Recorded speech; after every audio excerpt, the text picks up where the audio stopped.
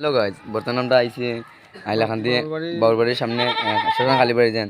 এইটাও বিয়া পারে যেন একটা ভিডিও মারা শুট করতে মাস নয় শুক্রবার মানে পূজা সোমবারে কালী পূজা রাইত কালী আইও পাই আইলাখান দিয়ে মানুষ করে মার যে ভালো লাগে অবশ্যই ভিডিও লাইকটা ওঠে। আর একজন মানুষ আছে আমার লগেও তাইনটা আনছি তাই মামা দেখো না জায়গার বিয়া পারে সোমবারে পূজা আছে। সোমবারে সব আইটা প্রসাদ লইটা।